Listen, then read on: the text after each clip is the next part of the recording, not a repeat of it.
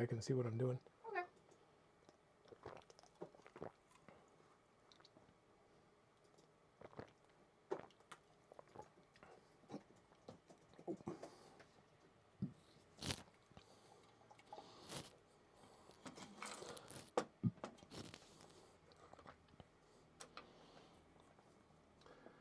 Okay, are we live? Yep. Oh, okay. Welcome back, everybody. I'm Brian, and this is our live stream. Live from Encinitas, California. Hey, it's Isaiah. Oh, Isaiah, welcome. This is not what I'm going to be drawing tonight, but I literally just shot this demo right now, just before starting this stream. It was a 20-minute head drawing demo. I did 3 20-minute heads. Just in case anybody wanted to see it. If you ever wonder what the 20-minute head classes are like, this is kind of what it's like. Kind of draw 20-minute heads, I guess. A little bit self-explanatory, maybe. Yeah, but we're going to be drawing a figure. And probably not time to render it, I would guess, because I'm not the fastest drawer. But I am a good explainer, so you guys can go ahead and ask questions. And probably draw for a little bit before answering questions, but can you switch it back to OBS? Oh, yeah. Sorry. Otherwise, I don't know what it looks like. There We you go. go. The Nice. bot Okay. says, with a monster. Really? Yeah. Cool. All right. David Rodriguez says hello. Hello, David Rodriguez. So we're going to draw a figure, male figure. And then next week we'll probably do like a male head. And then the week after that, I'm thinking we might do like another critique type live stream so people can submit some stuff if they want to get a critique. I also need to make sure this fits on the screen here. That did not quite fit. There we go. Here. I'm going to draw my figure this size. Okay, so the first thing I'm doing, right, is really more of like a training technique, you know, which is kind of marking where I want the top of the head, where I want the bottom of the foot, and finding the halfway point. And I do this just out of habit at this point because I've been teaching for so long. And but it's not like you have to do this every time. Like once you kind of start getting the hang of it and start getting a real good feel for proportion and things like that, you don't necessarily have to do this.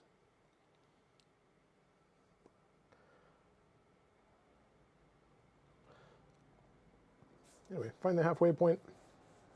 And then what I'm going to do is I'm going to lean over to my computer and try and find the halfway point on the reference. And it's a little bit tricky.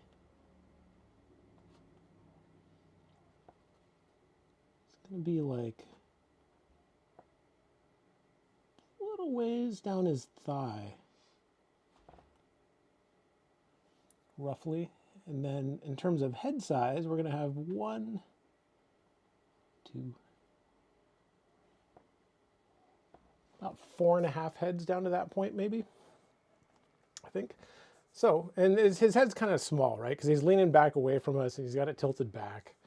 You know, so 4.5 heads would be a lot usually, but considering what his head's doing, kind of makes sense. All right, so we're going to have 1, 2, 4. That was not right. Make this a little bit smaller. As you can see, it's not like I get this right on the first try every time. That is not the case.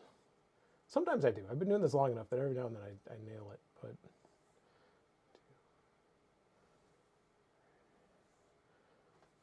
4. Shrink this just a little bit more. That should be about right for a head size. 2.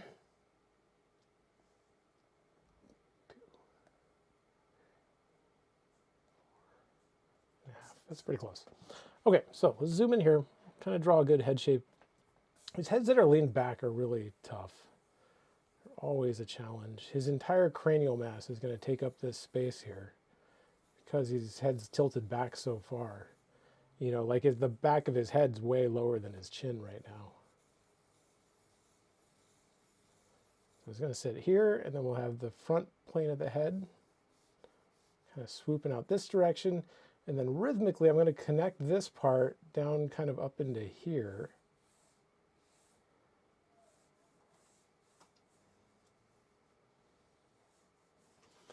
Right? And then what ends up happening is the chin now is like way up here. Right? And his jaw is kind of like coming back this way. You know, ears like way back here. You know, we start getting that like up tilt kind of look.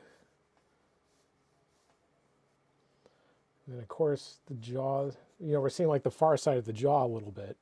And so now from here we can say, look and just kind of see like, okay, his neck kind of starts underneath his ear right here and kind of comes down this direction. And then from here we're going to have neck on this side come down from this direction.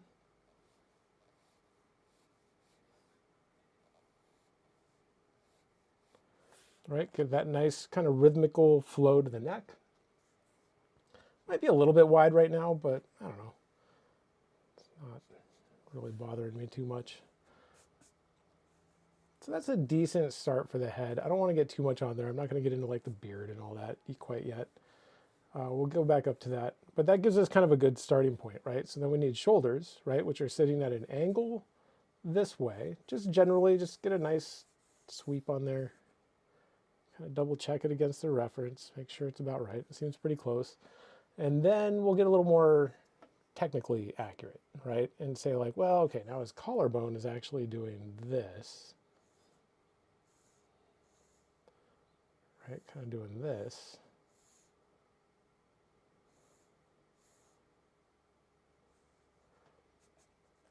And then his shoulder popping out this way. And the other shoulder is kind of popping out this direction over here. Maybe a little bit lower. Right, so I'll have collarbone, and then it kind of drops down a little bit. And then shoulder. Seems a little better.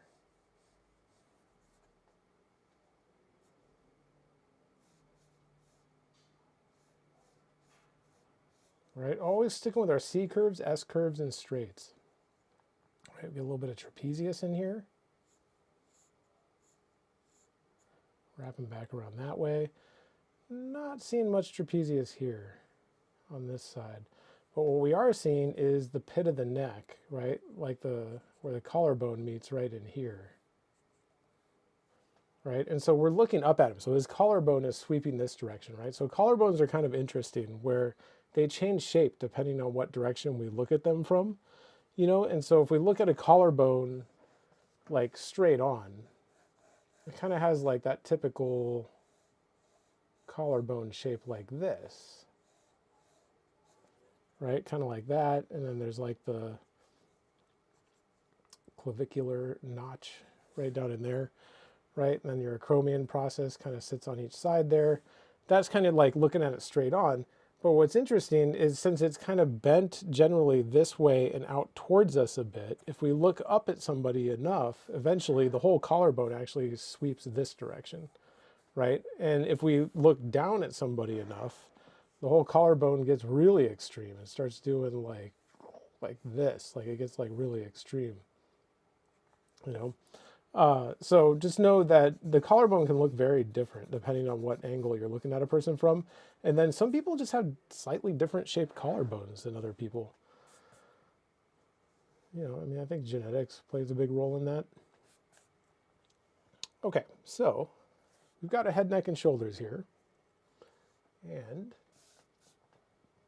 now we need a center line. It's going to come from here.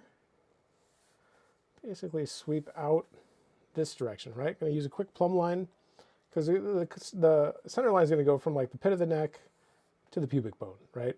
Remember, this halfway point was like a little ways down the thigh, so that pubic bone is actually going to sit higher, like up here kind of. You know, plumb line up should kind of line up with this part of the collarbone up here. That seems about right.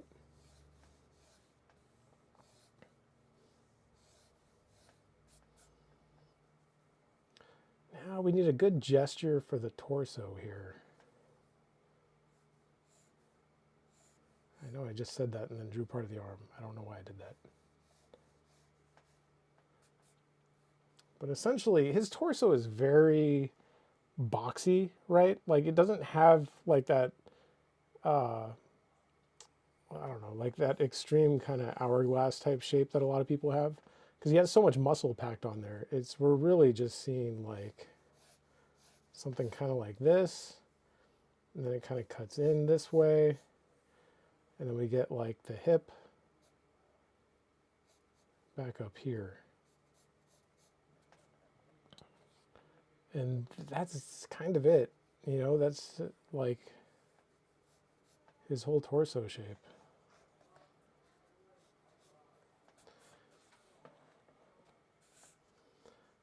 You know, we can get the rest of the arm, get like a good arm gesture on here. And these arms are going to be tough. It's going to be tough to get them on screen too, because they're going like way out to the side. So I'll have this one coming out this way. That one's not too tough.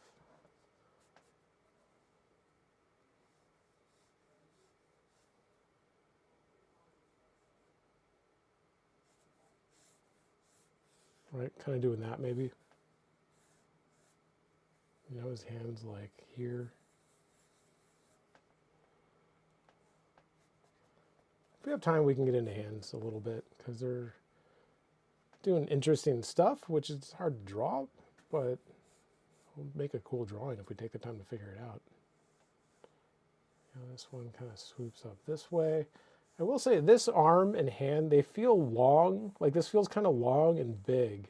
And I know it's coming out towards us more, but there might be some photographic distortion going on there as well. Just something to be aware of. It happens frequently.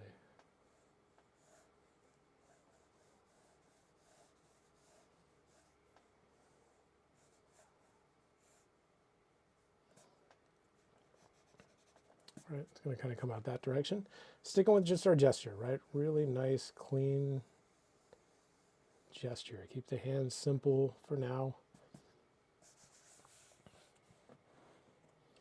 It's not bad. Now we need to get maybe leg gesture on here. Right, which shouldn't be too tough. So we've got this part here. Right, and then we've got this leg actually coming out this way towards us, right? And we need to know where it's going. So the foot, if we use a plumb line again, that inside of the foot sits about even with this shoulder, like where the start of that shoulder is. So this needs to come out even farther.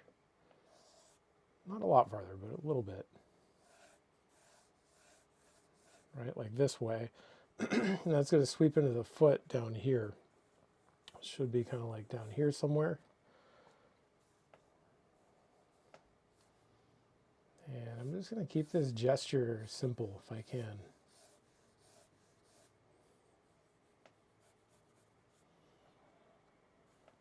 Nothing too complicated here.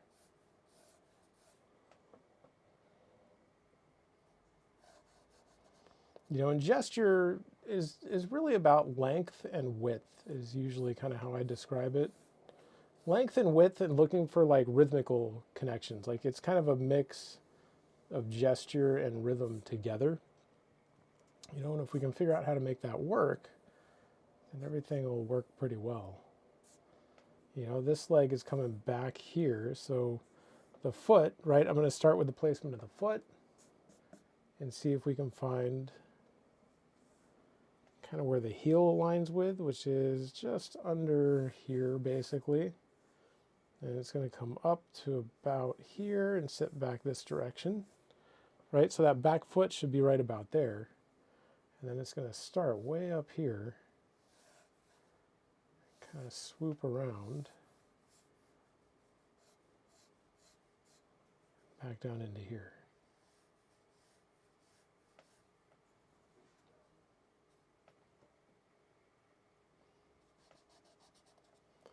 Just needs to move up a little bit.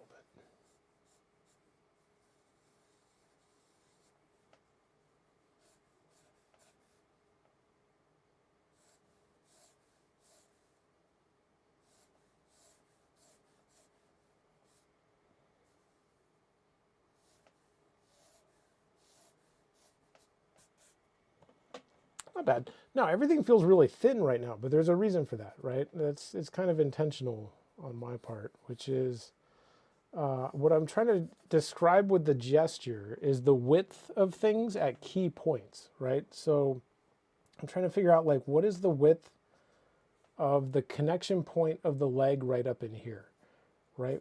What is that width? Does that work properly?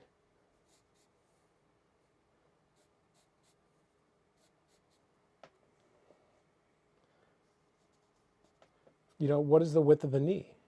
What is the width of the ankle? You know, same thing back here. What's the connection point of the leg up in here? The width of the knee back here, the width of the ankle again, right? What's the width of like the elbow in here? The width of where the arm connects up in here, right? Those are the points I'm looking for, because no matter how big somebody gets in terms of like muscle and that kind of thing, the joints more or less stay the same. You know, so even if you have some huge ripped bodybuilder, I mean, Yoni's in good shape, so, but even bigger than him, like if you see like those like ridiculously huge dudes, you'll notice that their ankles and knees and wrists and elbows, they kind of stay the same size no matter how big the rest of them gets. And you can use that to your advantage and kind of plan these out around those key points and then develop like a really clear, I don't know, kind of understanding of how to build on top of that, right? So we're going to look at this here. And maybe just real quick, we'll come in here and add a little bit of rib cage just to kind of figure out where that's sitting. But to be honest, his rib cage isn't very visible. There's so much muscle on it that it's not like a super visible form on him, right? Might help to figure out the boxy shape of the pelvis in here, which is kind of sitting up here this way, right? Kind of cutting back a little bit.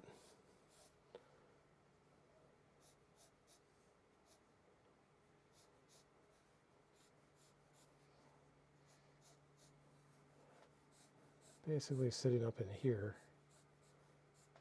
right? Kind of leaned back. And his rib cage, and like he's very short-waisted, right? So you have to kind of learn, depending on the person you're drawing, there might be more space between these two shapes. There might be less space. In this case, I'm letting this oval actually overlap the box because he's very short-waisted. The bottom of the oval isn't actually part of the rib cage, right? We're just drawing an oval to make sure it rhythmically connects nicely from side to side. And in this case, if we had them pulled apart and like separated, he would end up way too long, you know, and we don't really want that. So we can come in here now and start looking at like a little bit of structure maybe. So we have this arm kind of going away from us more and this one kind of coming out towards us a little bit more. Right? So if we want to think about like structural components, right? And we're kind of start building up those cylindrical and boxy forms just to make sure everything's working properly. Right? We get the wrist kind of up in here. You know, on this side we have this part. To tell exactly, I think it's going away from us a little bit. I'm going to draw it that way because I think it'll work well in the drawing.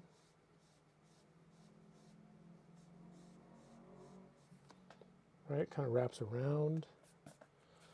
You know, and suddenly it starts looking way more three-dimensional. And it's like, oh, okay, that's how that works. So make sure the connection point of this leg is in the right spot. I'm going to double check that. Yeah, seems about right.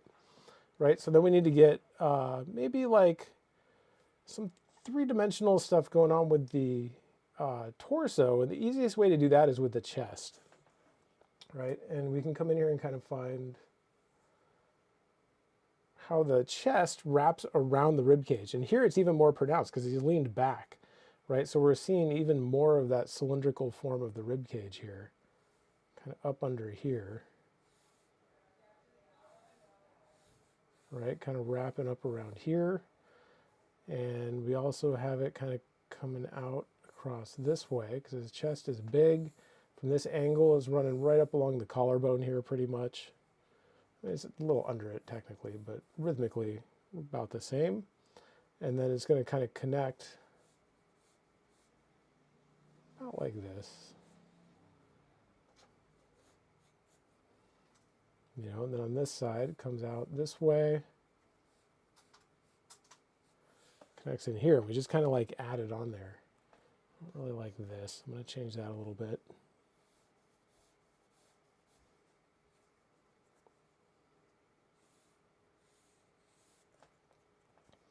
Right? Remember, never forget those basic shapes, right? That the torso is essentially a cylinder. You know, what we're seeing here, it's kind of both a box and a cylinder, right? Here we're describing it more as a cylinder, but we could also easily look at it and say like, well, there's a side plane here, and that means it's also a box doing this. You know, it's kind of both. Same with the head, right? Like you'll see a lot of people that like to draw the head as a box, like to draw it as a cylinder, as like an underlying shape. The truth is it's both and neither at the same time. It's a head shape, you know. It's not really a box or a cylinder. Let's see what else we got going on here. So what we need now, let's maybe work on the legs a little bit more.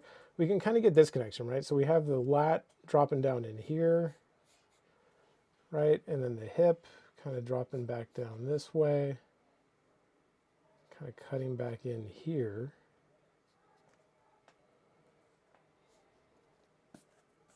Right? We get a little bit of the oblique popping out, grabbing onto the box here.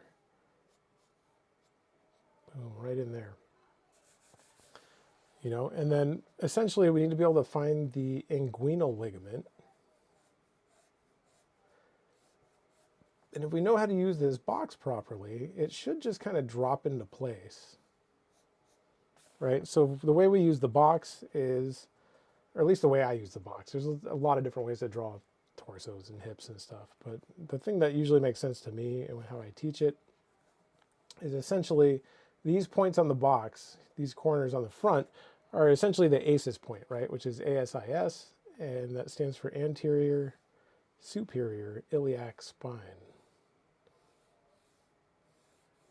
Right? And so they're basically those points that kind of like stick out on the front of your hip. You can kind of feel them if you, I don't know, push on your hip a little bit. You can see them back on the skeleton. Can you see them? No, you can't see the skeleton on camera. So these, like the sartorius will connect here, the inguinal ligament will connect here, the tensor fascia lata will connect here, a whole bunch of stuff, right? Rectus femoris is going to connect a little bit underneath there at the ISIS, I think, inferior superior iliac spine, which sits just below there. But right now we're thinking about the inguinal ligament, right? So we also need to know that the bottom of the box is where the pubic bone sits, right? And so it has, the box, the way I use it, has very, very specific anatomical points that it represents. You know, it's not just a random box. And then our inguinal ligament is basically going to drop down this way and go from our ASIS point down to the pubic bone. And what you'll notice then is now we have a nice little spot where the abs are going to come down and drop right into there and connect here. You know, and we should have a nice kind of area to do that if we do this all properly. And then from there, move down a little bit, find a little bit more structure on our leg. Also, I'm going to take a drink.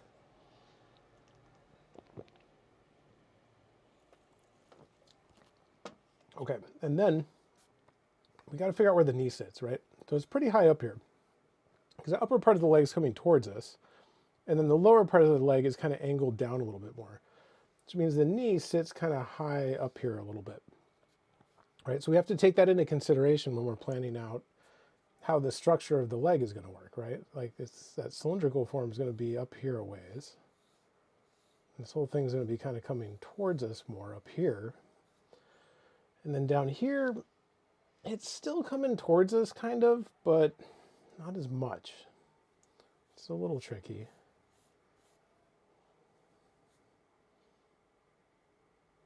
And then maybe down here, we're kind of looking down at it a little bit. Maybe not. I'm just going to make it coming out towards us. I think it'll look better, which it is. But just with the angle of the camera, we're kind of looking down at this part. It's a little bit of an awkward angle. I'm just going to flatten this out. Right, the ankle sits down here, so our ankle is going to be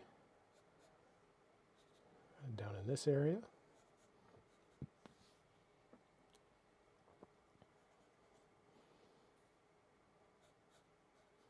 Right, notice it has a little bit of an angle to it here. Ankle is high on the inside, low on the outside. Right, they stagger a little bit. Now give me a good foot connection point. We also have, you know, a little rhythm that can kind of run through there, where we can lock the foot into there. And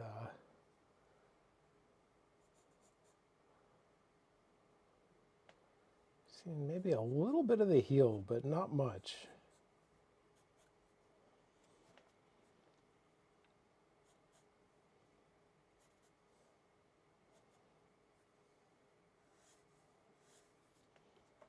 This comes out that way.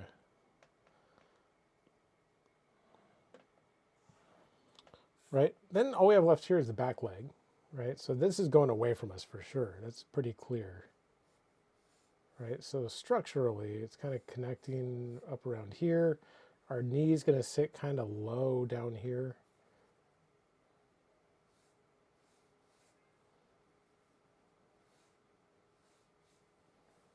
And the ankle is going to get pretty thin, right? Because it's really going away from us a lot.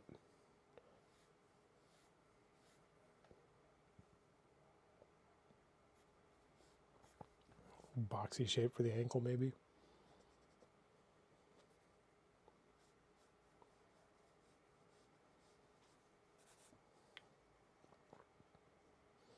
Question for you, Brian. Yeah. This one's from Nivat. Okay. First of all, he says Bridgman is Canadian. Did you know that? I did not know that. He says Bridgman's one of his favorite Canadians. That's pretty cool. No, I did not know Bridgman was Canadian. I know he taught at like the Art Students League in New York for a long, long time. So honestly, I just kind of figured he was from New York, I guess. It never occurred to me that he came from somewhere else. There's so many surprisingly Canadian people out there. Yeah. Like that just are Canadian. A lot of talented Canadians, apparently. Yeah. Yeah, totally. Okay, he also has a question. So Oh, I wanna read you okay. that. Yeah. Okay, so he says, so the structural approach is not just for three-dimensional, it also reinforces some key points for the anatomy. Yeah, the whole structure thing, at least the way I do it. I mean, again, there's a lot of different ways you can learn, but to me, this isn't just about three-dimensional space, but like the actual widths and things actually do represent like actually concrete things, you know, in this box. And I've kind of based it more on the anatomy and tried to figure out how to make that all work. And what you'll see is now that we've got this down here, like we can build on top of this in a way. And what you'll find is these two lines and the ankle, the lines right in here, right? The elbows, they're not going to change, right? And that's going to create a nice rhythmical component between like this point and the ankle. You know, same thing on this side. And so it's kind of like both gesture and rhythm at the same time a little bit. And yeah, I mean, if you're asking also about like these points up in here, I mean, the way I use this stuff is very anatomical. You know, and like the box, I mean, to me, the box represents some pretty specific stuff. You know, like if we look at the box and we just try and get a nice boxy shape here, that would be about the size that we would need to draw like a hip section, right? This actually is very, and I don't know, it took me a long time to figure this out because like I would see people use the box and I don't know, it never made sense to me. But yeah, like our ACES points on the pelvis are going to be there and there, right? This point is the pubic bone, right? So when I draw this box, I'm looking at the reference and finding like very specific points and the figure to kind of help align the box, right?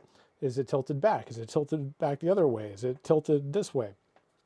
You know? And so we're basically chopping off a little bit of the iliac crest. Like technically that iliac crest shape probably would come up a little bit higher, like up around here. But that's fine for construction purposes, right? Because a box is a nice shape that we can move around, draw from any angle. And so from the front, I use it more or less like this. And then I know that our inguinal ligament, like I was saying, kind of like drops into this space then. Right? Kind of like right down in there. And then from the back, right, if we draw another box, and hang on, that wasn't quite right. Just a little bit lower. Try to tilt it the other way.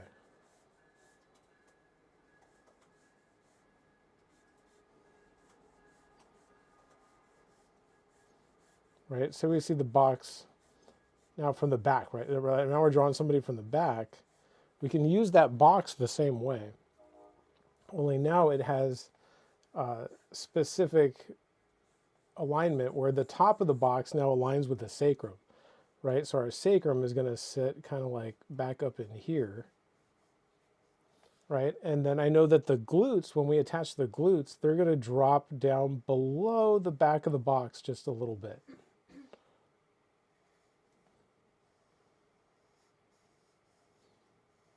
You know, kind of like that.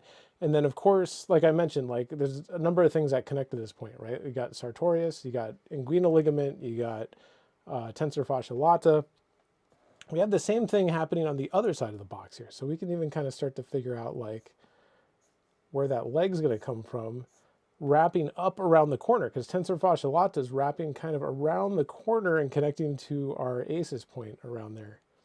You know, and so we can use that box to our advantage.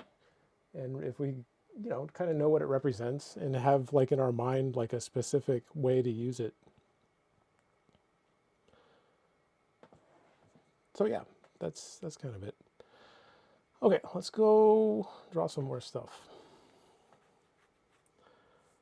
So his abs are very developed. It's kind of interesting. Like his abs and his oblique are so developed that you almost can't see his rib cage in there at all. It's kind of like, I mean, it's in there, but it's very hidden, you know, so we can kind of work around that a little bit and we can kind of see the shape of his abs. Remember, the abs go all the way up and connect up under the chest up here. His abs are kind of coming down this way, popping back out, and then kind of connecting back down this direction. And then on this side, we can see them kind of doing the same thing, right? They kind of come down this way, and then kind of down this direction. And then they're kind of connecting down into here. And then on top of that, right, we have the latissimus, which kind of hard to see on the reference, but it's basically just popping out of the armpit here and just kind of dropping down this way. Right, and then it kind of just wraps back behind here. And we'll kind of make this maybe connect in a way where we can see it kind of wrapping around behind there a little bit. Right, and then remember we have the serratus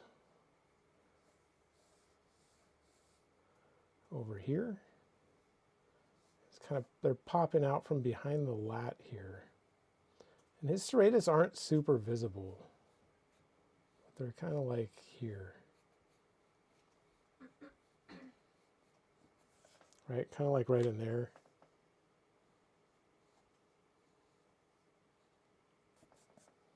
Not really seeing them on this side because they're around the corner, right? But that kind of gives us a starting point for the oblique, right? And so the oblique now, on him, so there's different ways to draw obliques, right? The way you'll see a lot of the time is they kind of bring it down this way and then curl it in this way, right?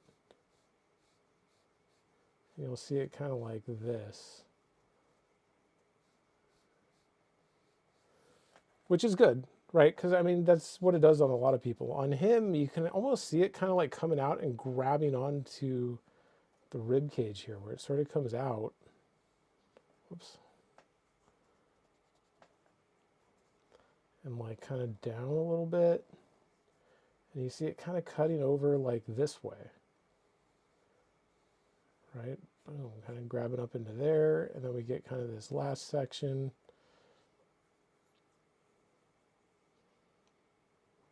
Kind of does this, kind of locks onto there, and then kind of does this at the same time. And then this kind of leads into that inguinal ligament portion that I was talking about, where we're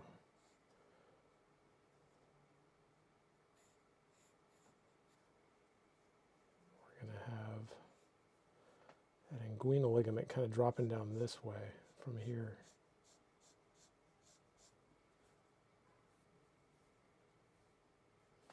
You know, and it kind of sits on there like that. And keep in mind, the obliques can look very different on different people, right? On this side, we have also a little bit of oblique showing, right? Where it's kind of coming out and wrapping down and kind of locking in there, right? Coming down, boom, kind of locking into there. And then we kind of get this last section kind of dropping down that way.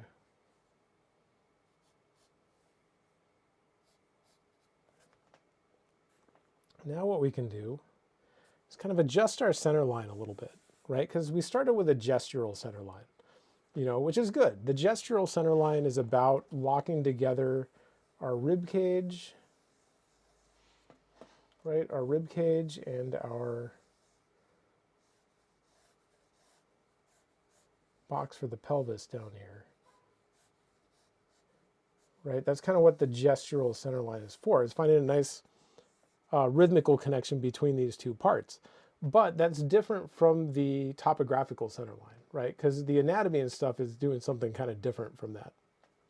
So we can come in here then and kind of change it up a little bit and say like, okay, let's adjust this. Now that we've got all this stuff in place, right? The chest is going to kind of come out and drop down a little bit, right? And then we kind of get like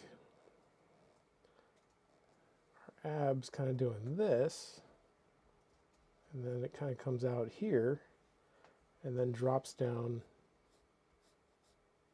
kind of that way, right? And we can kind of design around that, right? So now we know our belly button is roughly around here somewhere.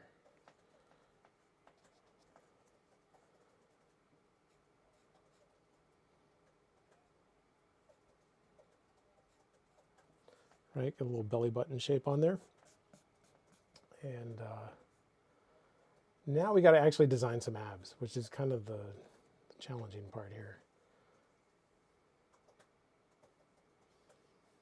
And so we basically, when you're drawing abs, there's kind of like the six-pack section, right? But then there's a little section up above it that runs up here actually. So we'll kind of like just start with like a nice, some nice rhythms to kind of break this stuff down. And then we'll turn them into actual ab shapes here in a second.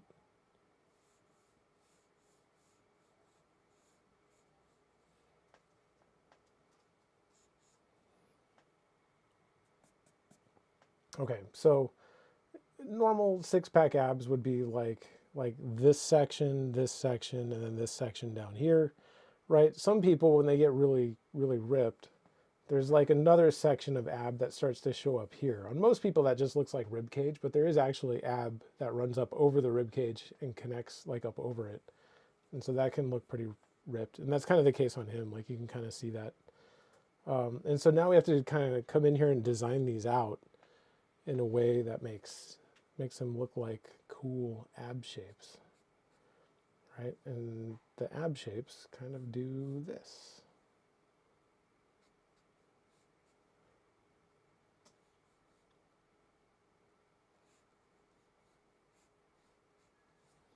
Right? They kind of follow that type of shape. And to be honest, they'll be a little bit different on everybody you draw. Everybody's got slightly different abs. You know, if you look at like bodybuilders, like they have all different looking sorts of ab shapes.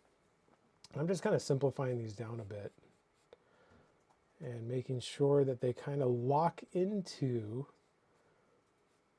the oblique shapes that I put on here, right? We want them, and even though that doesn't quite do that in the reference, we want to force it, right? We want this stuff to all lock together in an interesting way.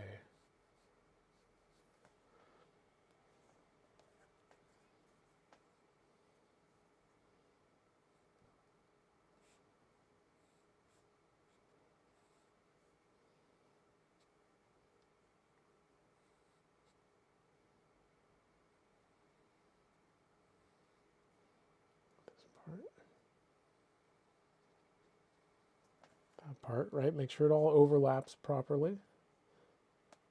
Overlap is super important.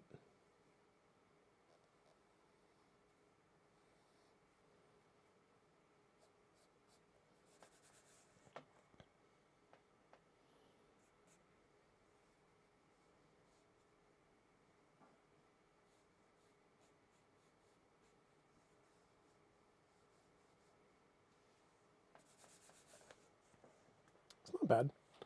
So you can see, I mean, there's still some gesture to it, but it's also got his, like, I don't want to say stiffness. It's not like it's like particularly stiff. He just has so much muscle that even though he's leaned back, it, I don't know. Still has a pretty boxy shape to his torso.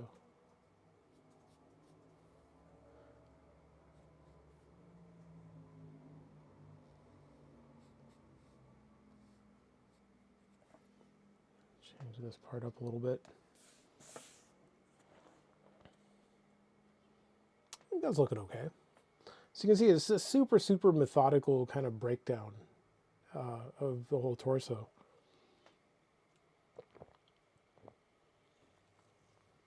Which is, you know, based on anatomy and basic shapes, all that kind of stuff. I might add a little bit more lat. I know it's not like that in the reference, but I don't know, I feel like it just needs it. So I'm just going to try it. See how it looks.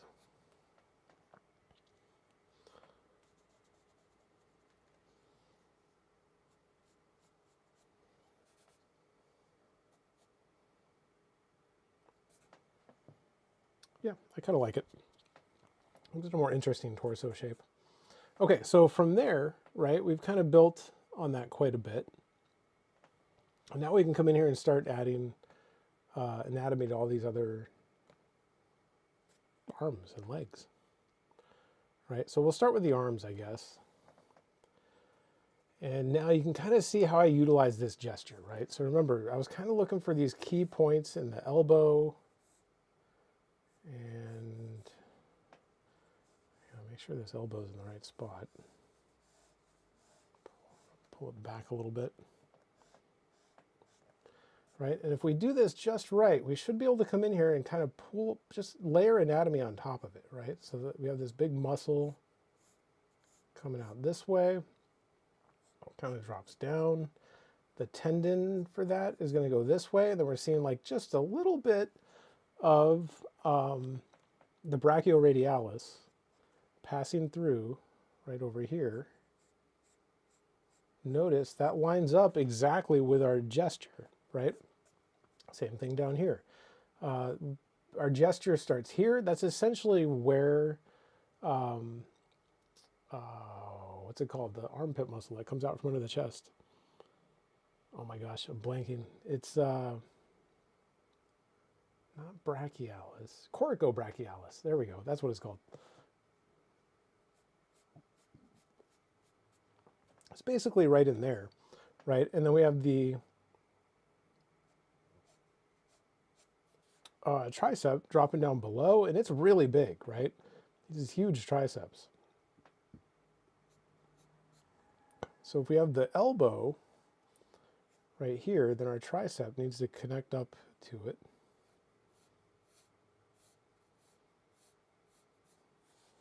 Kind of right in there.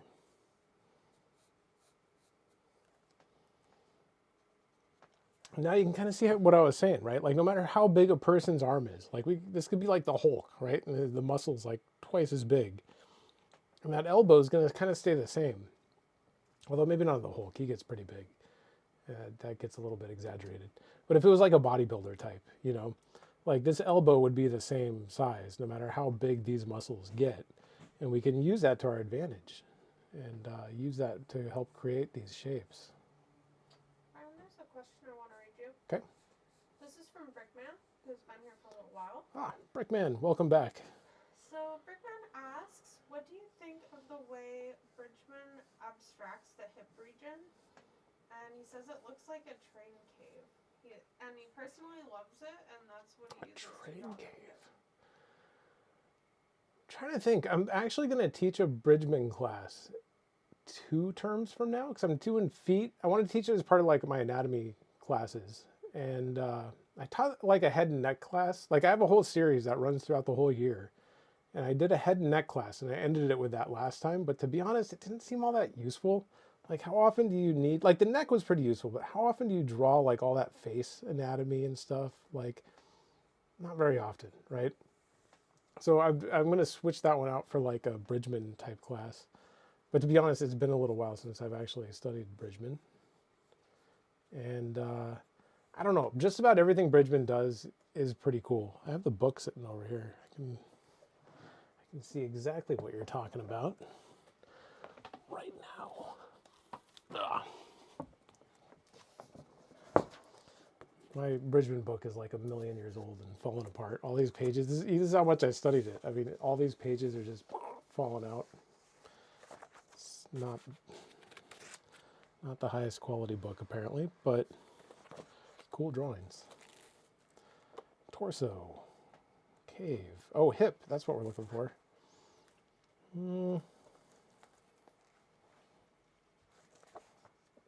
I'm curious what you mean by like you said like a train cave? Was that what you said? Because I've drawn these a bunch of times. I've just never quite seen the cave. Back of the torso. Let's go back to the front of the torso.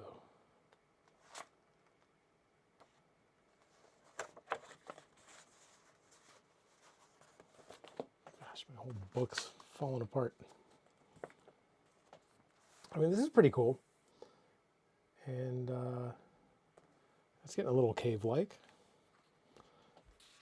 I'm curious, if Brickman, if you have your torso or your Bridgman book around, and there's a specific page that you're thinking of, if you're thinking of this, like that kind of like, I think it's called like a Roman arch or something, where you get like that really rounded rib cage shape, and it's just like a certain genetic type.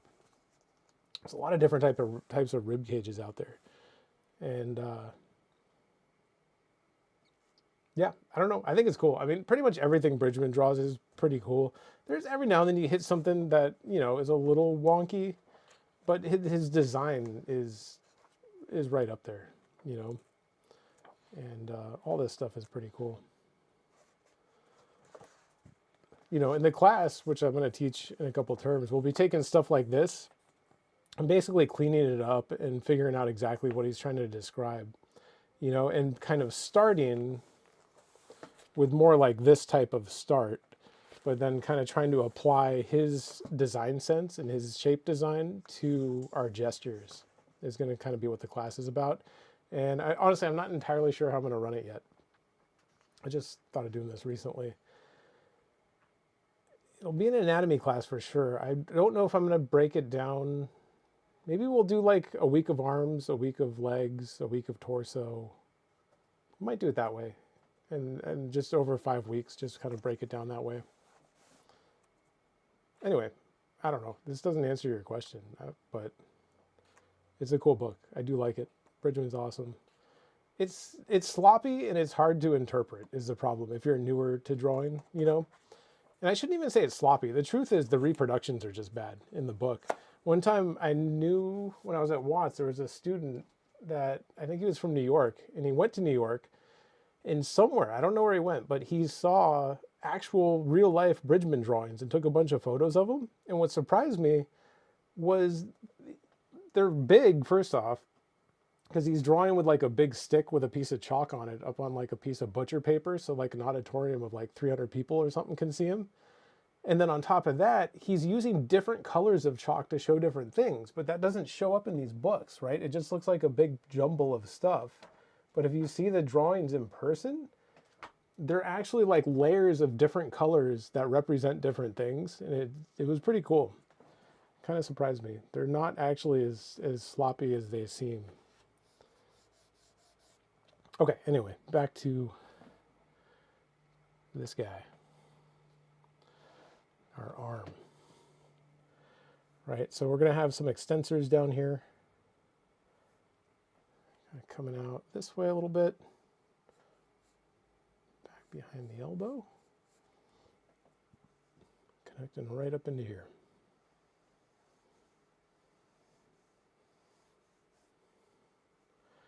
Right, then we get this like wrist.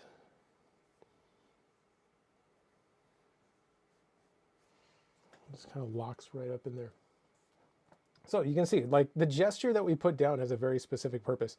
And I don't want to make it sound like this is the only way to do it. Like, there's a lot of different ways to draw a gesture. I know somebody was asking me about Vilpu a lot last time. And to be honest, it had been so long since I looked at my Vilpu book that I couldn't even really remember what his drawings look like that much. And I went back and looked at it, and they're pretty cool. And his use of gesture is very different from my use of gesture, right? Like, he has much more of like a like energetic type gesture where he's trying to find like the energy of the pose, you know, and like doing all these crazy lines and stuff. And it's good, especially for animation, because I'm pretty sure he mostly trained animators and like geared his teaching towards animators, and that's what you need for animation for sure. And it's just a different way of doing gesture. I mean, there's a lot of different ways to draw, for sure.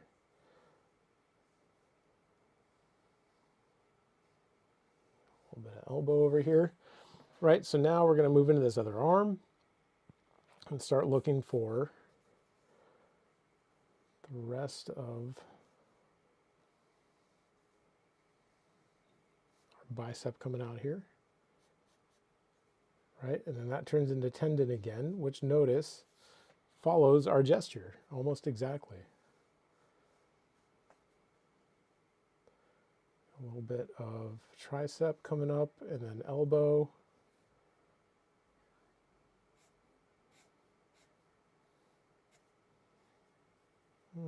Not perfect, but I think it'll do. Right, now we have to design around this area here. And again, we're seeing maybe just a little bit of brachioradialis back behind this section. And then it kind of comes out from there, follows our gesture again. And then we see it kind of come out and then drop down this way.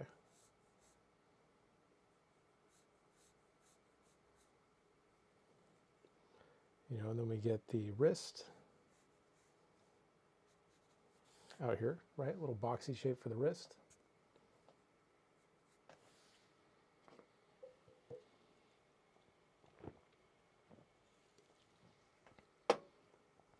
And then we add some extensors, maybe flexors. I don't know. Yeah, I think maybe more flexor coming out from here.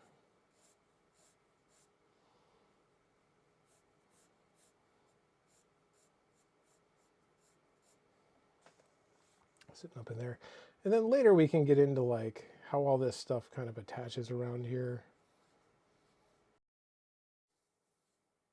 You know, and kind of like the separation between the flexors and the brachioradialis and all that stuff. But I don't think we need to do that right this second. I do think this arm feels a little bit big, right? Because right now, if you look at the whole thing, It's a little bit smaller than this one, but not a lot. I'm going to shrink it a little bit more.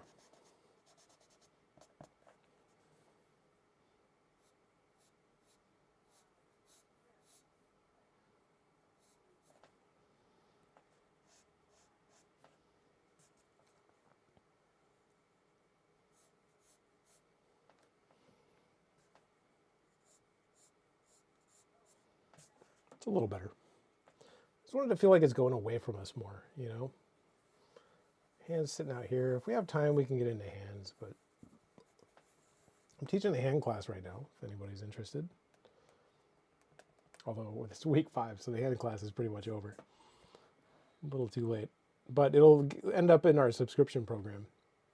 Once the term ends, then all the classes I'm teaching now will get added to our subscription library. I think maybe a week after the term ends, or 2. I'm not really sure. Something like that. So we get some arms on there. And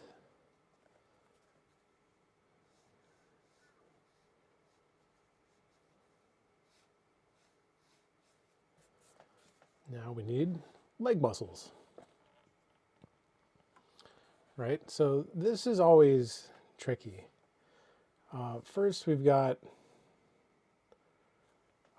this area, which I'm not going to name because I don't want to get banned. That kind of presses up against the thigh right in here a little bit.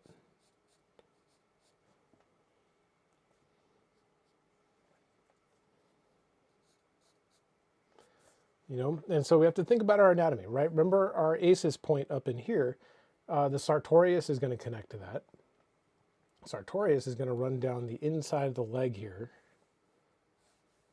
right? Kind of like this. And then sort of connect down into here, right? Kind of like that. And it's actually like a kind of a thick band that sort of runs through here.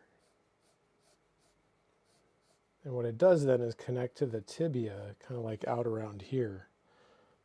But that's not super visible. I mean, it's happening there, but it's like just like thin tendon at that point. You know, and so then from there we get our sartorius wrapping around, and then we can see the adductors and like the gracilis and stuff kind of wrapping down this way, and then kind of disappearing back behind them right in there. Right, on this side we're going to have a little bit of tensor fascia lata, right, which remember is kind of connecting up into here, and then kind of coming out, and kind of dropping down a little bit. Kind of like that, and then we see the vastus lateralis coming out from behind there. Kind of like this way, connecting.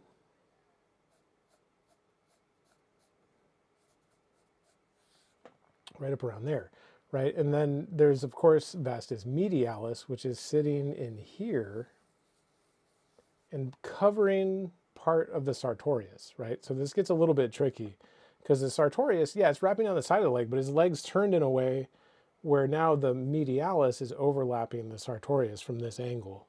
So we kind of have to figure out how to get that on there a little bit.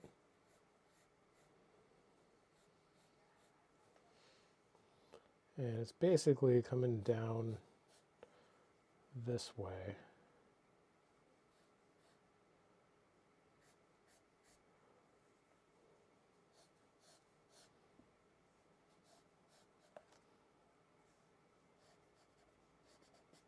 It's a bit bigger.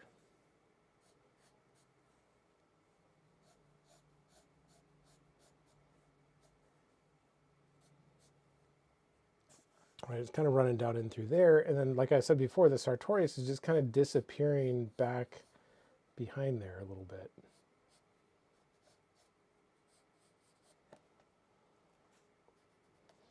Right, and so then we're going to have rectus femoris in the middle, right, up in here, and then of course lateralis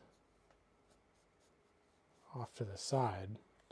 And they should all just kind of like merge, like squeeze together into like one coherent shape if we do this properly. A little hard to tell exactly what's going on there, to be honest.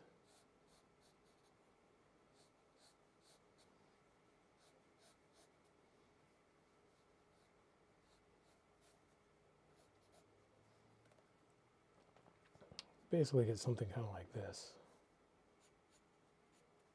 And then it depends on the person, right? Some people, these are so developed that they actually do squish all the way together, which is kind of, I think, what's happening here.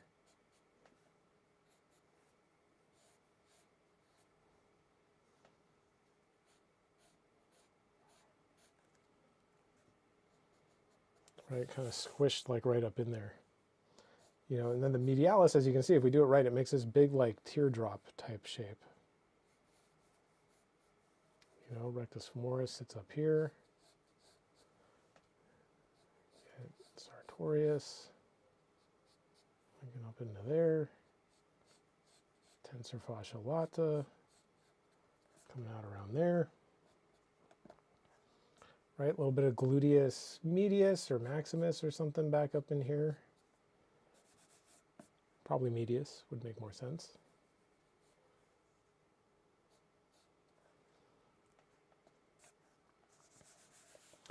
You know, and then that brings us down to the knee, right? And notice now we're at a point where this all kind of locks back into our gesture all of a sudden, right? Because that bone for the knee is like right in here, right? And then we get basically femur kind of up in this section. So we're kind of seeing this for the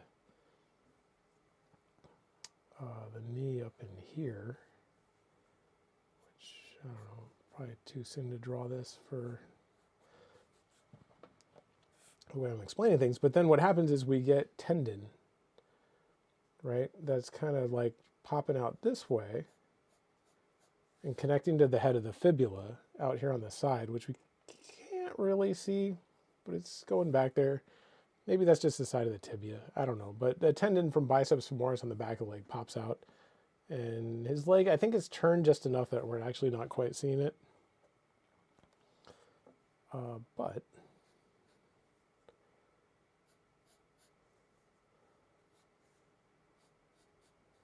right, we get this kind of like wedge type shape in here a little bit.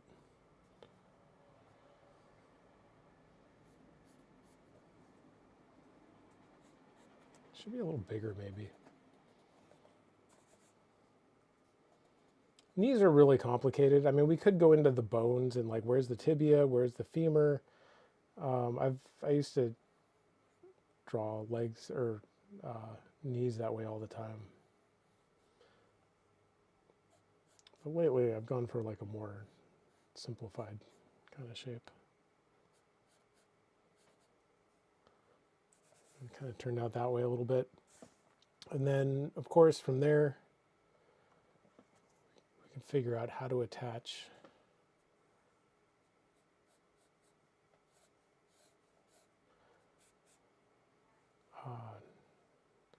on the side. We're going to have peroneus longus over here on the side, over here.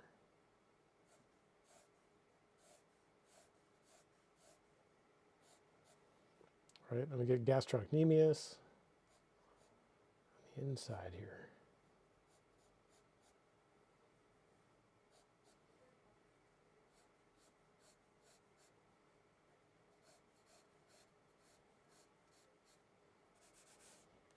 Kind of like that.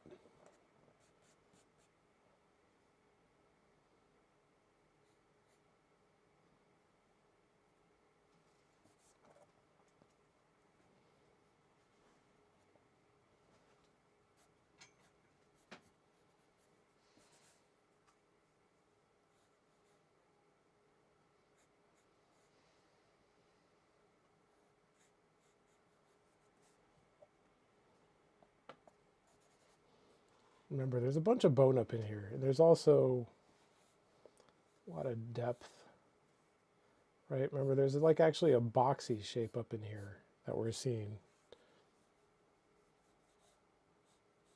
for the tibia. you know, and then that's where the sartorius is wrapping around and connecting to like this little boxy shape right up in here, kind of.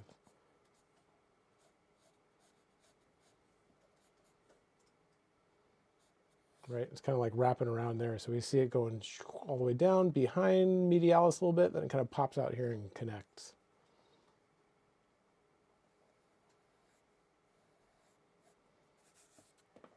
You know, and then as we get down here, there's basically bone, a lot of bone showing in this area. And, you know, for the shin. The side of the leg out here, the outside of the lower leg is actually pretty complicated. And I tend to draw like a simplified version of it usually.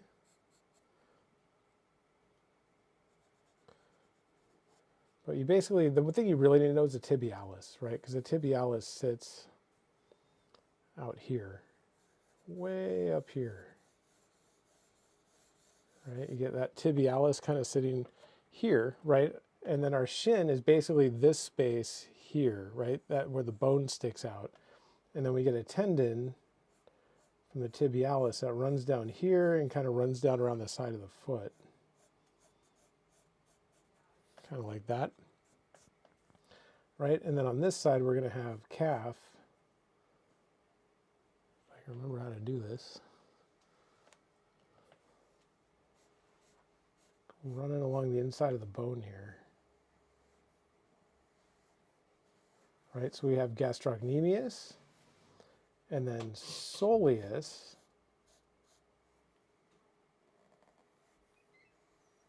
Right? A little bit of soleus.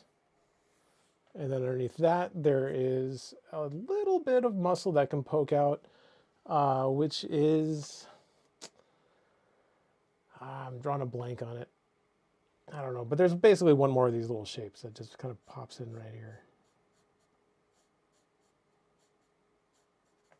Right about there, right? And so there's this little sections where our shin bone sticks out, you know, and that's the thing we bump on stuff and it hurts.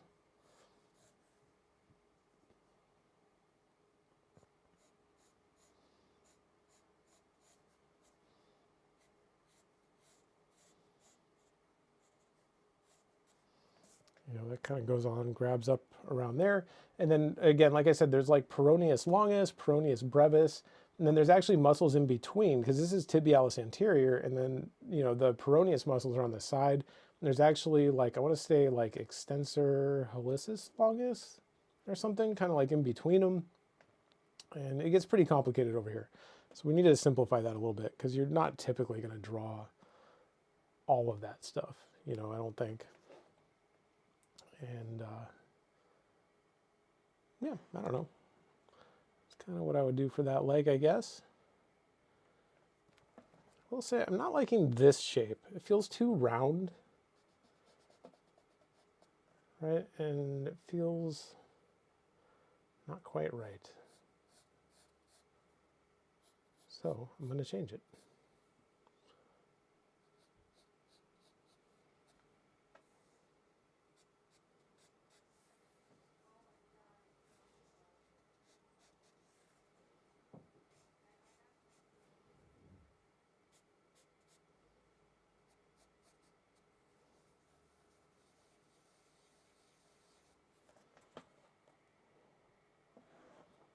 Yep, so we just make sure all that stuff connects up properly.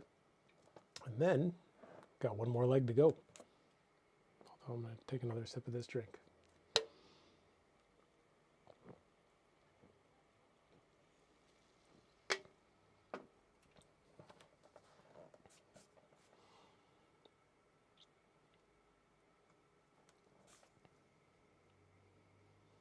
Okay, so this is a tricky angle for a leg, right? We've basically got, man, I'm going to start with the knee because I want to get that placed and kind of build around it, right? We kind of have a section that we delineated for the knee. So I'm just going to look and just kind of say like, okay, that knee kind of drops in here, right? Kind of like that. Seems about right. Now remember our sartorius, just like it's doing here, is doing the same thing over here. It's coming from our aces point up here. And now it's wrapping kind of like back this way, right? And then wrapping back around kind of this direction, right? And kind of locking back onto that tibia, kind of like here. It's coming back, boom, and then wrapping back around and connecting to the tibia. I'm doing the same thing here, only, you know, if we want to get really technical here, you know, it'd be kind of like that. It's a very oddly shaped muscle, very long. I don't know that we need this part right this second. We can see the hamstring kind of coming from behind here, which, to be honest, that's not lining up quite right. This leg's probably too small now that I'm looking at it. I don't know, something's not lining up perfectly here. That's okay, we'll make it work. Right, and then we get essentially the same thing as before, right? Rectus femoris, a little bit of tensor fascia lata kind of coming out this way and in just a little bit. And then we have kind of rectus femoris, and I'm just going to start with this big shape out here. And you see it kind of doing this. Remember, our medialis drops down lower than the lateralis. Right, it's going to come down that way. And that tucks right up against the sartorius, right? But now we're seeing it from like kind of an awkward angle here. But it's going to work more or less the same way. Right, and just kind of fall right into that space.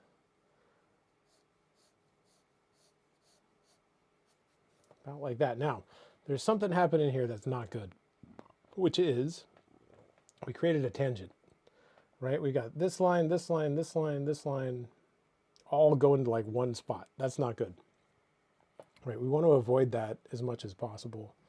So we're going to have to change this up just a little bit, right? So maybe pull this up, pull this out, right? And then have this part come up a little bit more. Kind of like that. Right? And then we kind of got rid of that tangent, and now everything kind of lines up a little bit better. And I don't know, I think it works, right? And then we have also our rectus femoris section, right? Kind of coming in right here.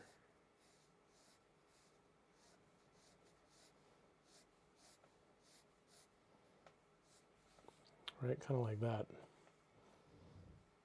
You know, and then we're seeing a little bit of vastus lateralis out here around the side. It's working pretty good, I think.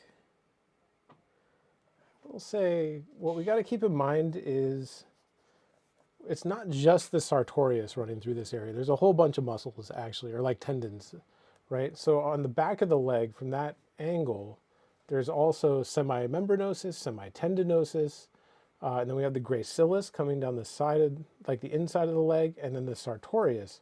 All four of those things turn into tendon and kind of like merge a little bit into like a big common tendon that comes down and connects right in here. So we can actually kind of do this a little bit and just kind of figure out how that locks in there. I think that kind of solves our leg problem a little bit.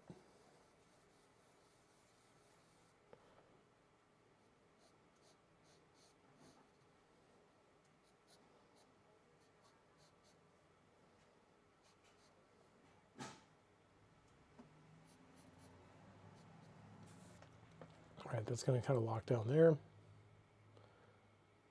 That's looking pretty good, right? And then we got to get the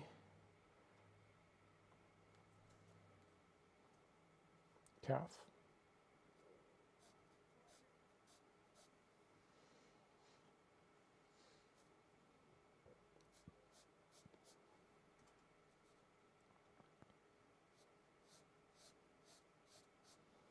Coming down this way, out to the heel.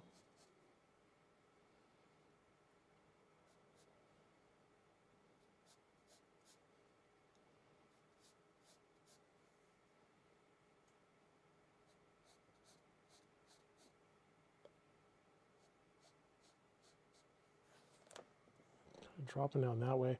I think part of what's going on is this is too wide, which it seems fine, but in the context of the whole thing, right, this leg's supposed to be going away from us a lot, right? So I think if we push this more and really try to figure out how to make that even more narrow a little bit, not too much, just a little bit. It'll help push that foreshortening a little bit more.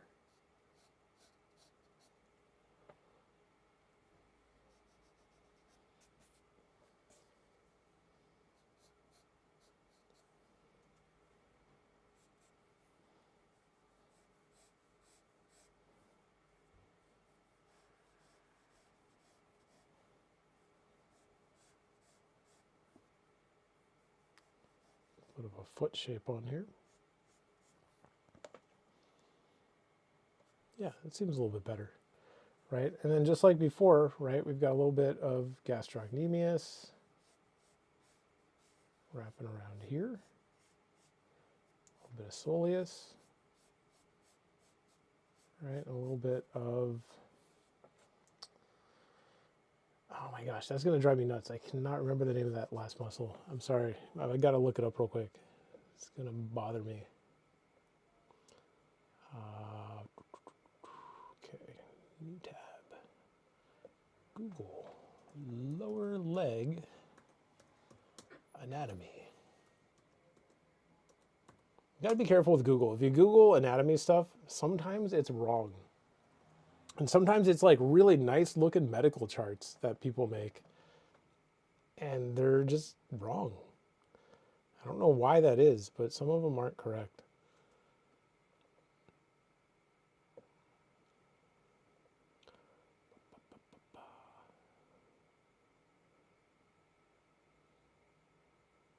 Outside leg, inside leg. Tibialis posterior. There we go. Jeez. Could not remember that. Is that really it?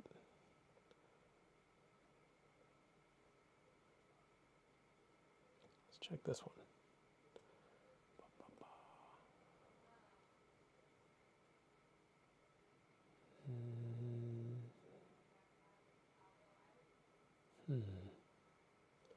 Sorry, this probably isn't the most exciting thing to watch, but I want to make sure I got it right. That's the outside of the leg. The inside of the leg.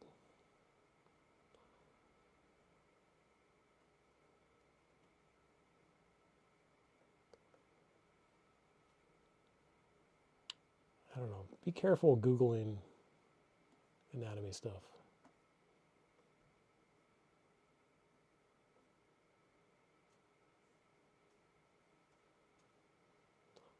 I know what I'm going to do. I'm just going to Google tibialis posterior, see what pops up. Tibialis posterior. Images.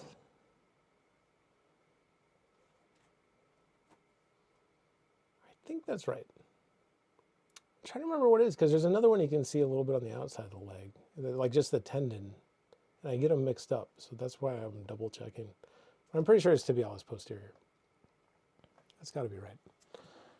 And that's that last little muscle right down in there that pokes out just a little tiny bit. Okay, so on the inside of the leg here, right, we get our sartorius coming down, locking onto the tibia. And then what happens is we have gastrocnemius wraps around the inside of the leg pretty far. Right, and then we have soleus, like I mentioned. And then a little bit of tibialis posterior. And then, of course, the ankle.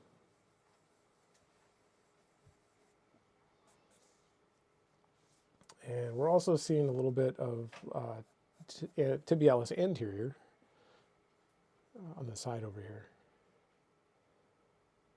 It's kind of like wrapping around like this. I don't know. Looks a little bit weird. I don't know if I'm going to draw that.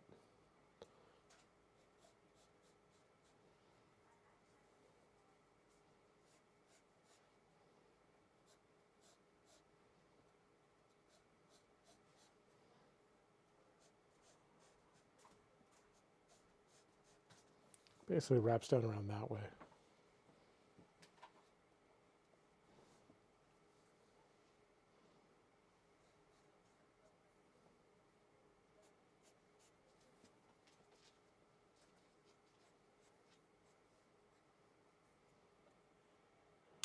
Don't like that knee shape. Just gonna leave that alone.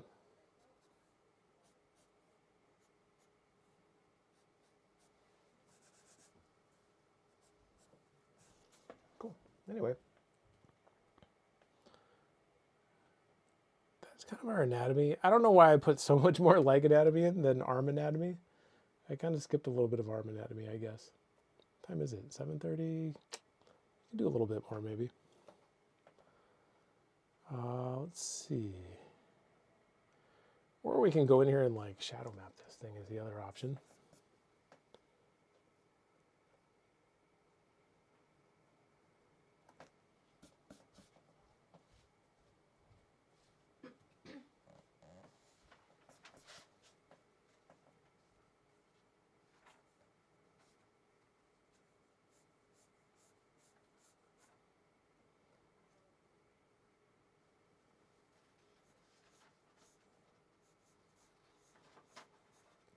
Right, we get the bicep up around in here. We get coracobrachialis, and then of course tricep way up around here. You know, and then we kind of get bone sticking out here, and maybe a little bit of brachialis kind of up under here.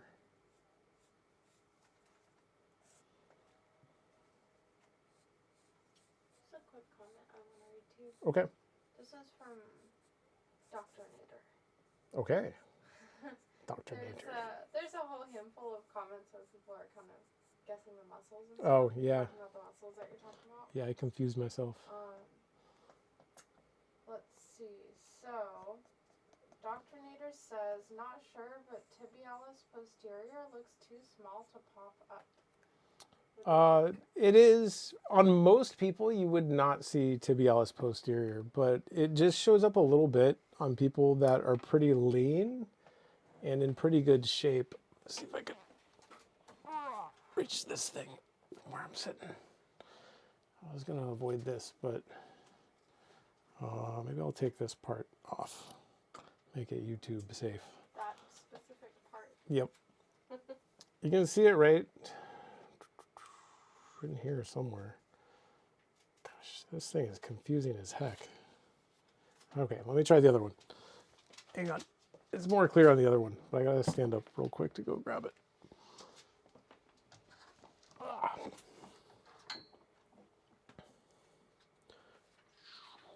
While you're working on that, I'll read Yeah. another one from Okay. Celsius. And Celsius says, hey guys, with a pumpkin, spooky time. He says, I had a cousin who got kicked in the knee playing soccer and it flipped her patella. That Dang. sounds horrible. That does sound horrible. I don't want my patella flipped, that's for sure. I prefer mine to stay attached. I hope your patella- Okay, here's what I'm talking about. It's way more clear on this model. I don't know why. Also, I don't like these because they're all locked in here, so it's really hard to see what's on the inside of the leg. But you can see it right here. There's gastrocnemius, soleus, and there's one little bit of something that pops out right here. That's what I'm talking about. Possibly I looked it up wrong. I don't know. But I'm pretty sure it's tibialis posterior. And it just pops out right there, just a little bit. And then it turns into tendon, and then the tendon drops down behind the ankle and drops down and connects kind of like down in here somewhere. So that's the idea that I'm going for. You know, but can you see it here? Not really. It's there, but it's kind of just buried in there. You know, so somebody has to be, you can see it on some people, but they have to be really lean and in pretty good shape and that kind of thing. Put this over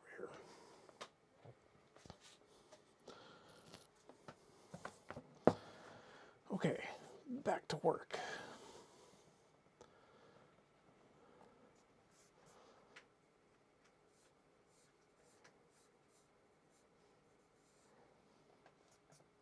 Okay, so we need some extensors and some flexors and some ridge muscles.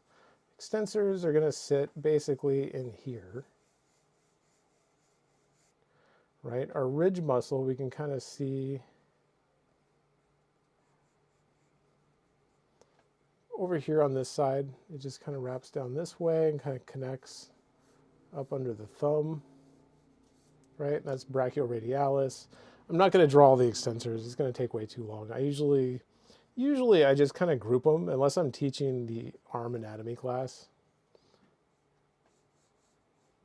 But like, if you look at his arm on there, like you can't see individual extensors. I mean, you could probably if he flexed the right way, but basically you just have an extensor group, or sorry, flexor group here, right? A flexor group, and then we're seeing a little bit of the extensor group pop out back here, just a little bit from the back of the forearm.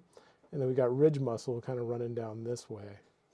And this basically just turns into like a bunch of tendons and stuff all running through here, right? There's nothing. Forearms are complicated, man. It's one of my least favorite parts of the body to draw is the forearm.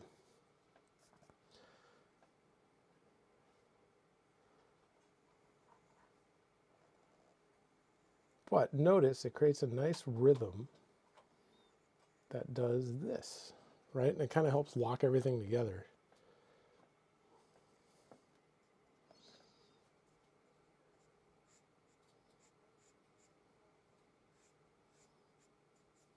Right, and then we have the epicondyle of the humerus up in here, and then the ulna down under here. And it all hopefully just kind of locks together. Admittedly, I'm not as good at drawing arms as I am legs. I don't know. Actually, I do kind of know why that is.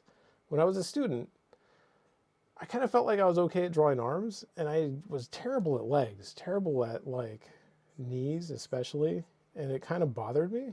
And I was like, I gotta do something about this. This isn't gonna work. And so I spent a whole bunch of time studying legs and knees and that kind of stuff. And then I got a lot better at it.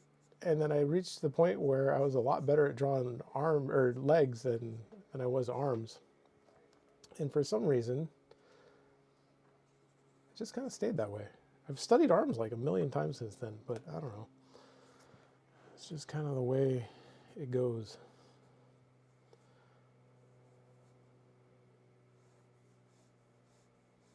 All right, so we get bicep dropping down with the tendon right down into there. Same thing here, right? We can lock this together right around here, create this nice kind of rhythmical relationship, you know, and then we have, of course, his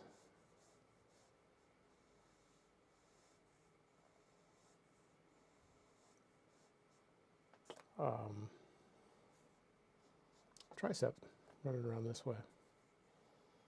And if we want to get really technical with the tricep, I think there would be a secondary part here, right? Because we would have kind of like the one head here and then like the medial head or whatever kind of sticking out here a little bit, probably. Can I read you a comment, Brian? Sure. This is from Dr. Nader a little while back, but he was following up, or she was following up on the previous comment, and said, pretty sure it's flexor digitorum longus. Flexor digitorum longus, that could be. And also said thank you for the explanation. Yeah, of course. And let me see, I'm going to Google that real quick. Like I was saying, like there's two of them back there. One, like they both turn into tendon and they both run down back behind the ankle bone. One's kind of visible on the inside of the leg. The other one's not visible on the outside of the leg except for the tendon. So let me see here. Man, I could not remember that. I've taught that anatomy class like a million times. I think you're right. I think it's flexor digitorum longus. God, look at me putting misinformation out there. Yep.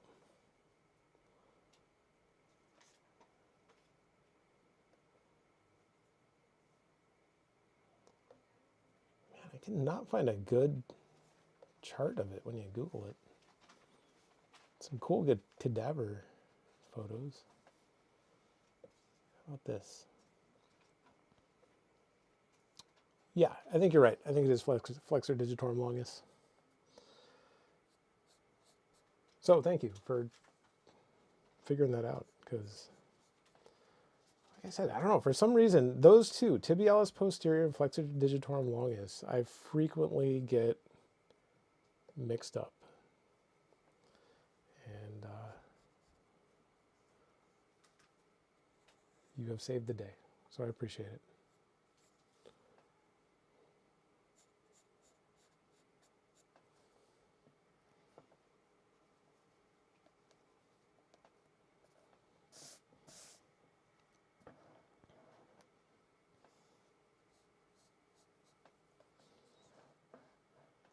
Okay, where was I? Let's have this part kind of drop down here, maybe get medial head up under here. Right, probably a little bit of brachialis in here. And then again, we hit that like kind of epicondyle of the humerus back up in here. And then the ulna kind of down here. I don't know, it's getting a little bit sloppy, but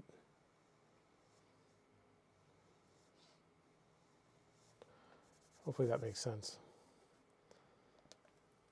And then same thing as before, right? We have a flexor group basically sitting right in here. Right, and that comes from that epicondyle of the humerus right there, you know, which is kind of why that's good to know. You know, that's basically that bump sticking out on your elbow right here. All your extensors and flexors, all those like complicated forearm muscles, they're less complicated once you kind of know where they come from and what they do and how to simplify them down, right? Because they're all coming from the epicondyle of the humerus on either side, whether it's this side or this side, right? Extensors all kind of connect up into this one, flexors into this one. You can kind of group them, and then depending on what the arm is doing, you know, you can just kind of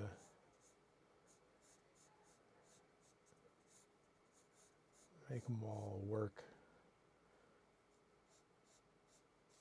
A little bit of an extensor down there, maybe just a little bit.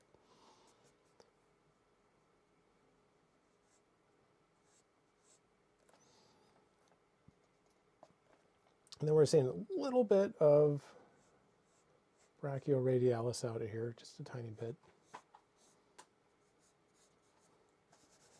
This man says you need to get 3D anatomy atlas. Yeah, nice. I'll look into it, actually. It sounds cool. Just constructive, helpful tips. Yeah, I mean, I agree. I think I do need it. Dr. Nader says that they use it too. Oh, that's cool.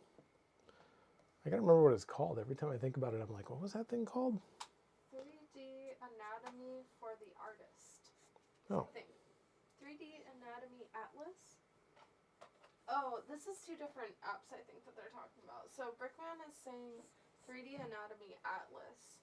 Okay. And then Dr. Nader uses 3D anatomy for the artist. I think they're two different ones. Cool. I'll be right back. Okay.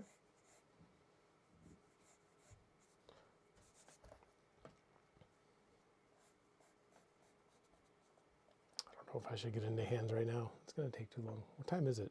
7:40. Probably time to stop. We're going to stick with circle hands. But I'm teaching a hands class right now. If you guys want to know how I draw hands, I can show you. I just did this rendering demo yesterday for the fundamental figure class.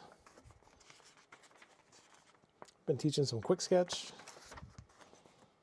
More quick sketch. There's a hand with a thumb that's a little bit too small. But I tend to just use a lot of basic shapes, right? This one I was actually turning the fingers into fingers, and then I have another one where, oh, and that one, where if I can find it here, kind of like a breakdown of how the fingers work, you know, and we've got like basically the boxy shape of like the palm and the wrist and stuff. And then just kind of showing like how the bones work and then how we can simplify those into like kind of boxy shapes with like the pad part of the finger underneath, like a little fat pad, you know, and then from there, kind of take the time to design things out. And at first, really design them, oh, I just wrecked that paper up there, in a way that is like really boxy, right? Make sure we understand how they work like three-dimensionally and make sure they're sitting in space properly. And then go back and, oh, it's a cool quick sketch page. And then go back and find and figure out how to add knuckles and like all the other parts that we need to make them into actual fingers. Kind of like that, right? Like adding on all the extra stuff and figuring out how to do that. This one was fun. I didn't know how that one would go, but it kind of turned out okay. Anyway, I've been drawing a lot of hands lately for that class. I don't know if I want to draw more right now because we're kind of out of time and they take a while. Admittedly, like I can draw a hand, but I'm not fast. I'm not the fastest. It'd take me a little while to do it. But I would like to get some of the head on here. I think that might be good if we could add a little bit more of that.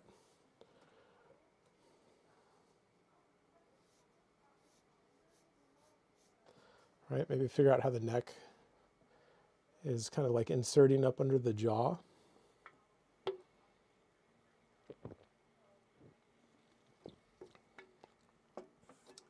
And let's see, his head's tilted back really far, so his brow line is like way up here.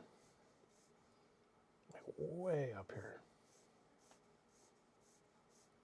Right, nose is like down here maybe.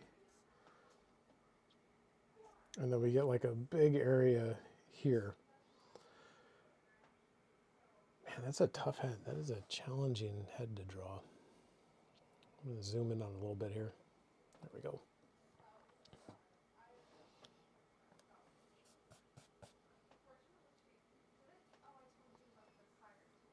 Let's see if I can do this. Okay, so we've got kind of this eye socket coming in here. And his brow bone kind of popping up over this way. And then kind of wrapping back down around here.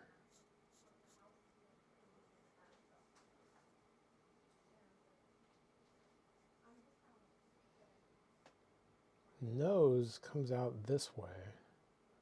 Almost straight out, or maybe even up a little bit.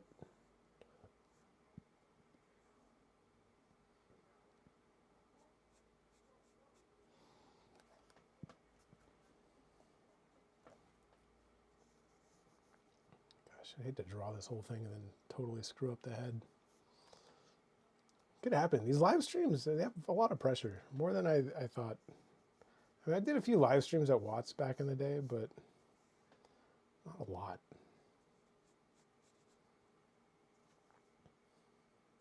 So his nose is kind of connecting up around here.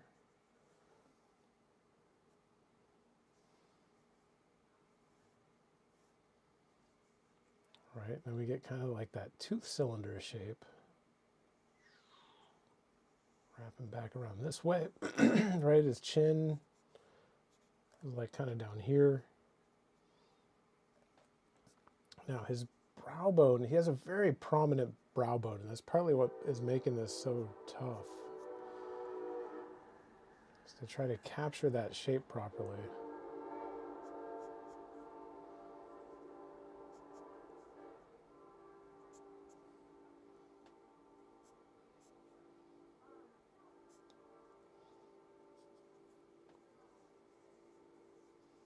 Right, mouth is going to wrap up around here.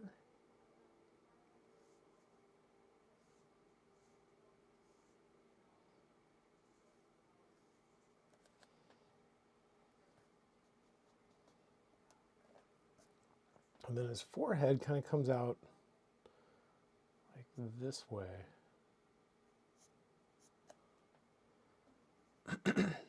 Right, and then kind of wraps back this direction.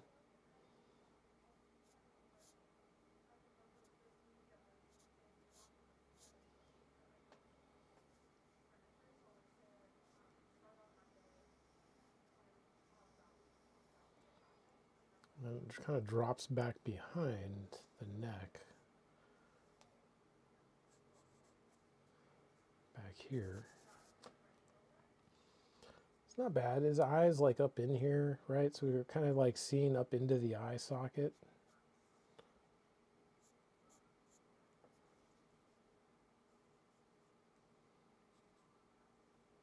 Up in here, right? Nose connection.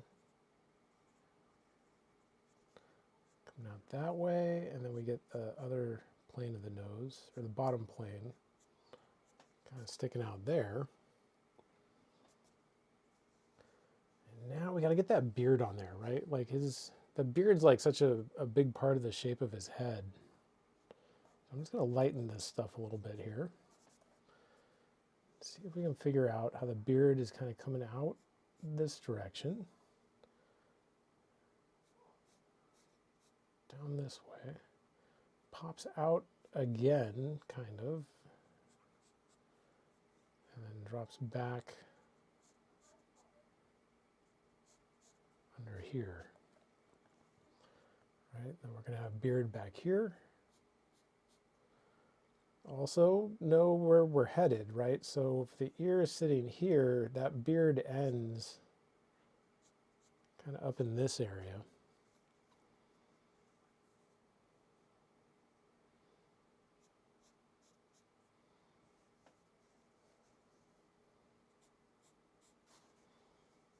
And we just kind of connect them up a little bit.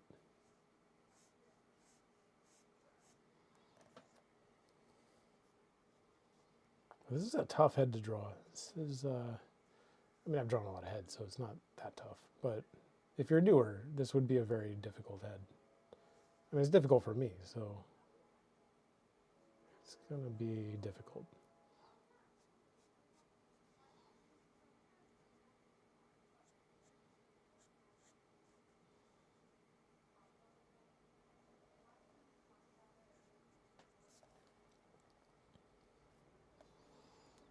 Right, and then we get kind of this bottom section here.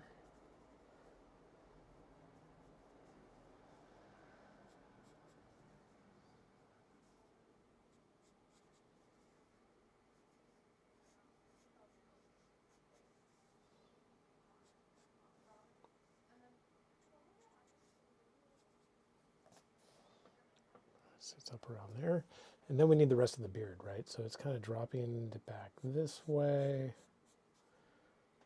And kind of doing this. And this. And this. Kind of. Simplify that a little bit.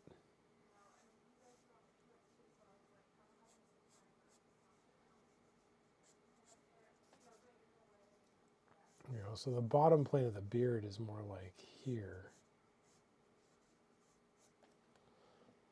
I don't know. I feel like this could be a little better. I feel like this feels a little squished in here. It feels a lot bigger on the reference. So we need like more beard.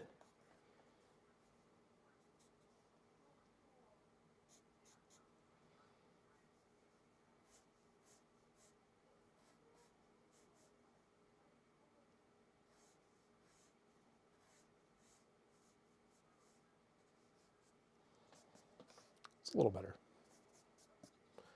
All right, see if we can get that ear on there. It's a big ear.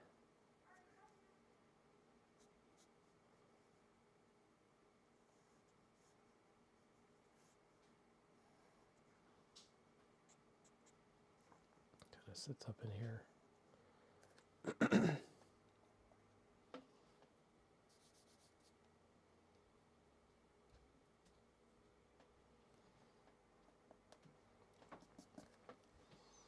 You know, and then it just depends on how far we want to take it, right? We can go in and start putting nostrils and eyes and all that, everything we need, right? So once we get it locked in place here, it should work pretty well. Can I read you a couple comments? Yep. This one's from Dr. Nader. who says, Brian, as always, your explanations and demonstrations are as straightforward and clear as possible. I never tire of learning from you. Thanks. That's cool. I appreciate that. Oh, that's a really nice comment. Dr. Nader, I appreciate it. I'm glad my explanations make sense. I'm also glad people like hearing them, because I'd kind of be out of a job otherwise. But yeah, it's good to know. Celsius has a comment here. Okay. So if I do a bunch of studies on hands, perspective, etc., Yep. maybe some free drawing on the side, I'll probably get a lot better, I'd imagine. That seems like a good plan. Yeah, I mean, that's the way to do it, is to draw a lot. At the end of the day, like, the truth is I can teach you a lot of stuff, and I'm pretty good at explaining things, and I can get you to understand it all, like, on an intellectual level. And I'm pretty good at that. But if you don't do a ton of drawing, it'll never really show up in your drawings. You'll understand it, and you'll know what you're going for. You'll know the anatomy. You'll know what you're aiming for. But it won't work, right? And the reason for that is because dexterity is a huge part of it. Developing our eye to be able to judge proportion properly, being able to like draw basic shapes from like every possible angle.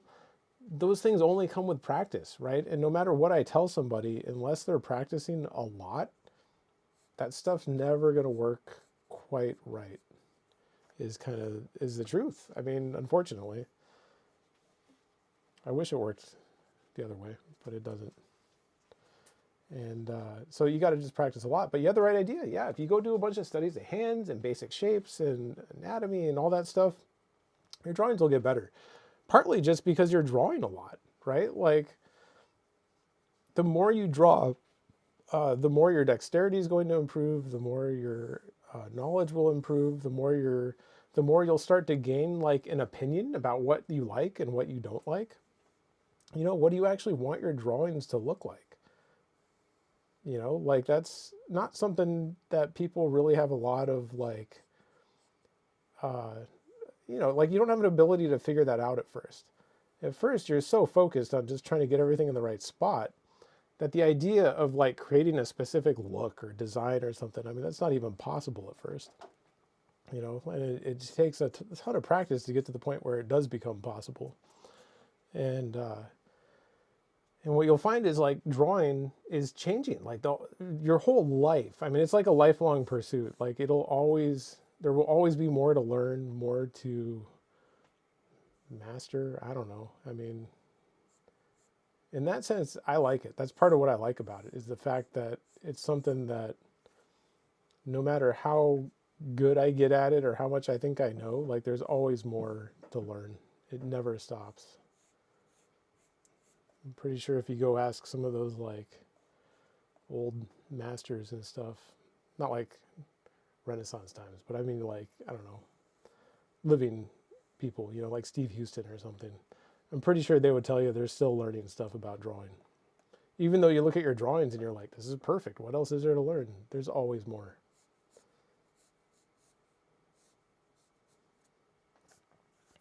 Okay. I think I've reached the point where I might be done. That's it. That's the drawing. We could go in and map it and stuff, but we're going on like 2 hours here, so that might be long enough. I think that could be enough. Not super thrilled about this little knee shape I put in there. I think if I went back in and took my time, I could come up with something better probably. But probably good enough for now. Yeah, so the importance of anatomy. There it is. What's interesting is I wasn't really planning on doing like a super heavy anatomy drawing. I was thinking more like gesture and then go in and map it and see if we can maybe even render a little bit. And for some reason, I don't know, I just got caught up in this.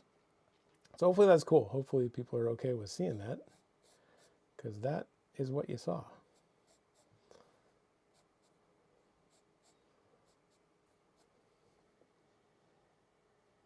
Anyway, I mean, this all started with, you know, gesture, structure, some basic shapes, and understanding those shapes in like an anatomical context. And then you got to know all those parts. Even the flexor digitorum longus, as you can see, is helpful to know from time to time. Just don't confuse it with tibialis posterior. Tibialis posterior, you're right that you can't actually see it except for a little bit of tendon. We can't see the outside of the leg here, but there's just like a little bit of tendon that pops out and runs back behind the ankle on the outside of the leg. Anyway, this is pretty much it. So, unless there's more questions. Don't think so. It doesn't look like it. Boyce says hi, guys. Hi, Boyce. Hello, Boyce. Welcome. Although, it's kind of over now. Navad says cool, thank you. Excellent demo, and I learned a lot. Navad, you are welcome. I'm glad you enjoyed it. And I hope we say your name right. I also hope we're saying your name right, because I don't really know. Please tell us. Feel free to correct us, because I don't like saying people's names wrong. Kind of bothers me. Long time, and then figure out I've been saying it wrong. Oh, no. Yeah, it's happened. Well, Dr. Nader also says, great demo, thank you. Dr. Nader, you're welcome, and thank you. Larry Chu says, aw, nuts. Larry. Oh, more like odd nut on this drawing. I was going to say, I don't think Yeah. Yeah. This is an Instagram safe drawing because I don't have time to go in and censor all my drawings, and I also can't afford to get blocked on Instagram or YouTube because that's where I get all my students. So my drawings have a very specific look to them at times. And I would recommend that you don't necessarily draw that. Like if you want to draw like a real complete drawing, like you're like going for like a fine art, like, you know, like I want to be a figure fine artist, you know, you got to draw that part. There's no way around it. But if you're going to be posting it on YouTube and using it to advertise your school and posting it on Instagram, I don't know what Instagram's deal is, but man, they will give you the boot real fast if they don't like what you're posting.